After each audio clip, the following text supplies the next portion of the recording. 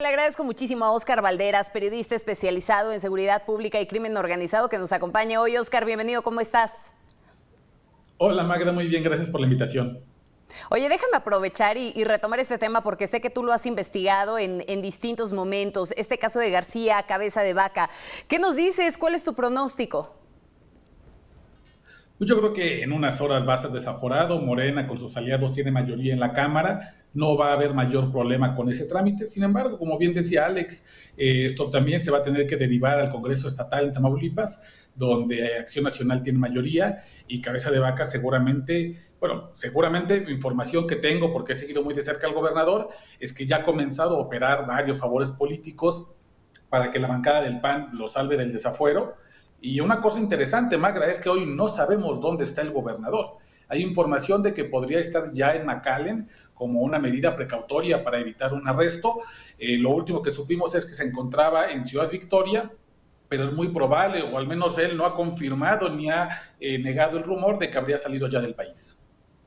Ah, caray, eso está interesante. No sabemos hasta el momento en dónde está y bueno, si esta situación se confirma, pues entonces estaría evadiendo la justicia, que eso es un asunto delicado. Muy delicado. No hay que olvidar que el gobernador de Tamaulipas tiene muchas propiedades, él y su familia, principalmente en McAllen, Texas, y en la ciudad de Hidalgo, Texas. Ahí suele pasar sus vacaciones, suele pasar mucho tiempo con su familia, y hay muchos rumores muy fuertes de que él ya se encuentra allá. Insisto, no se han desmentido, no se han confirmado. Hoy, por ejemplo, en la cuenta de Twitter, el gobernador de Tamaulipas, Cabeza de Vaca, publicó una felicitación por el Día del Niño, y en la felicitación aparecen fotos viejas. No se encuentra él actualmente, y el último tuit fue, digamos que él presencialmente en Ciudad Victoria, desde donde se rumora que habría tomado una aeronave privada para viajar hasta McAllen. Yo creo que ojalá por un tema de estabilidad política se sepa pronto el paradero del gobernador y cuáles van a ser sus siguientes pasos. Por supuesto. Oye, y ahora sí, a ver, vámonos al tema que estamos abordando en esta tarde. Hablemos de esta violencia política. Sin duda, pues es muy conocido tu trabajo, Óscar, en torno a las investigaciones en materia de seguridad que has realizado. Y por supuesto aquí está jugando un papel importantísimo la violencia política en medio de este proceso, pero todo parece indicar que también la mano del crimen organizado está dentro de las elecciones intermedias.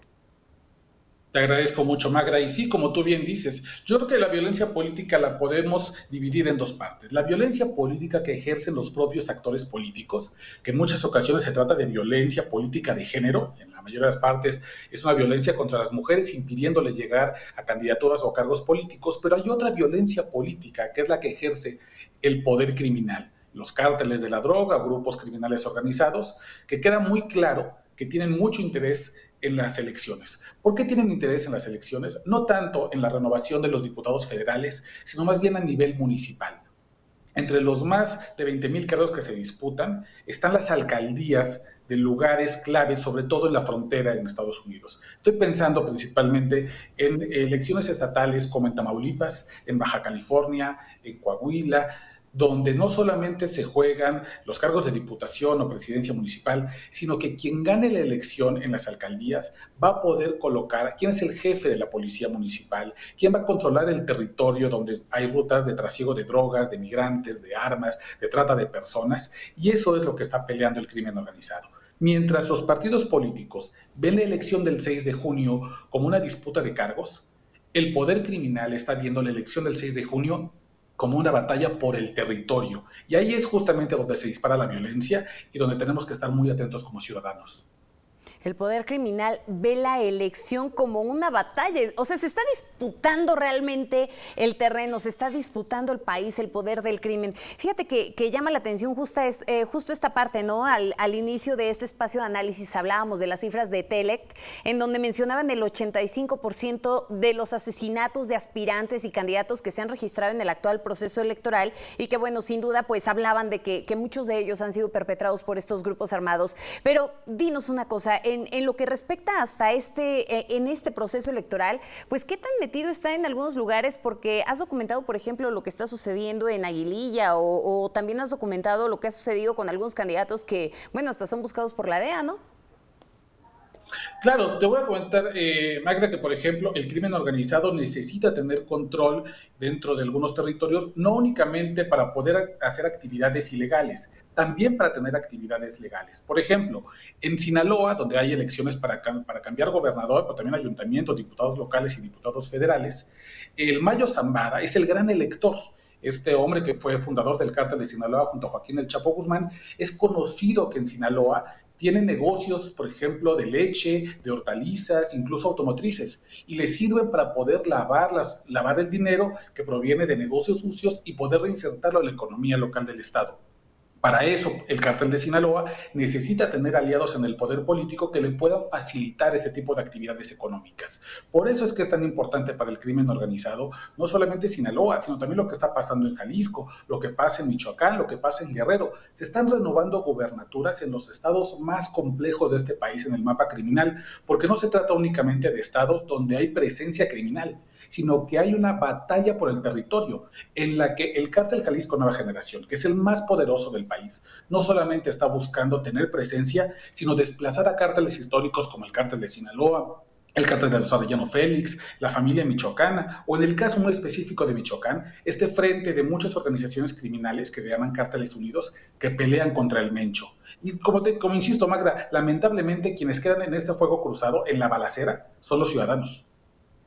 Y bueno, son los que terminamos pagando a veces los platos rotos. ¿Cómo se está viviendo pues este proceso electoral en lugares como en Guerrero, en donde ahora estamos viendo también pues toda esta controversia que se ha generado a raíz de que le quitaron la candidatura a Félix Salgado Macedonio, y en donde está inclusive la posibilidad de que su hija pueda asumir pues este lugar, ¿no? Que finalmente terminaron retirándole en un consenso ya entre el Instituto Nacional Electoral y el tribunal?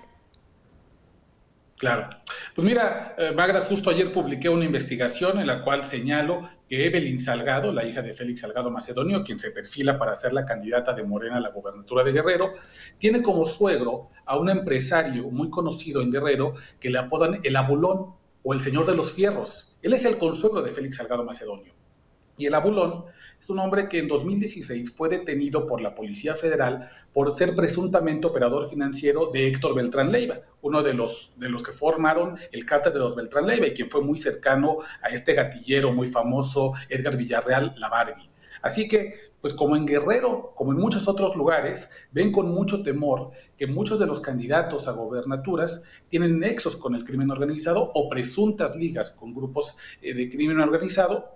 Y esto evidentemente no solamente genera temor, sino que también genera una apatía dentro de las elecciones intermedias, porque finalmente mucha gente termina por preguntarse, bueno, ¿y de qué sirve mi voto? ¿De qué sirve que vaya a las urnas? Si finalmente en la planilla, en la boleta, pues no hay mucho para dónde hacerse, porque la realidad es que hay al menos 15 candidatos a gubernaturas que están indiciados, señalados o han sido investigados por nexos con el crimen organizado. Y en todo ese ecosistema de malas candidaturas, pues lamentablemente vamos a tener que ir a las urnas este 6 de junio a elegir quién nos va a bien o mal representar.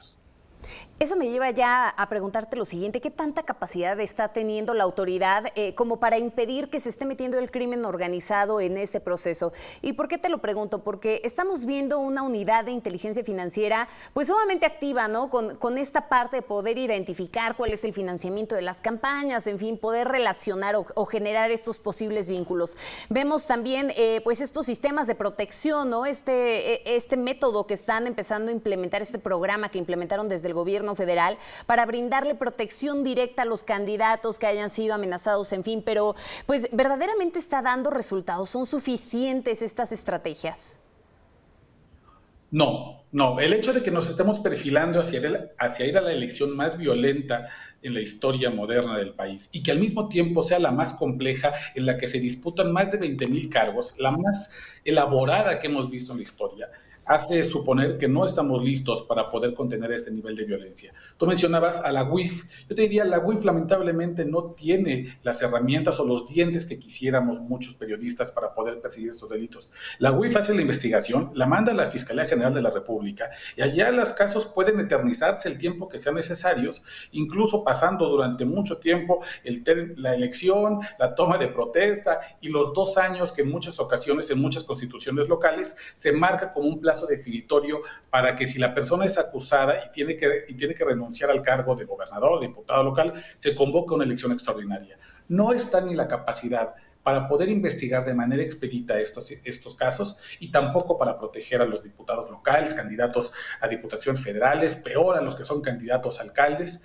Y lamentablemente, yo diría, Magda, desgraciadamente, lo que vamos a ver en estos últimos 38 días, 37 días que nos quedan de campaña, es un aumento en la cantidad de violencia y específicamente la violencia más extrema. Candidatos desaparecidos muy probablemente y candidatos asesinados.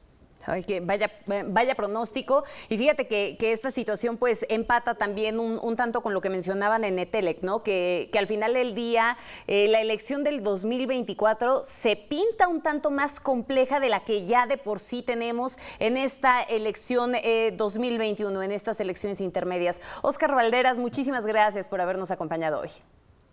Gracias a ti, Magda. Buenas tardes al auditorio.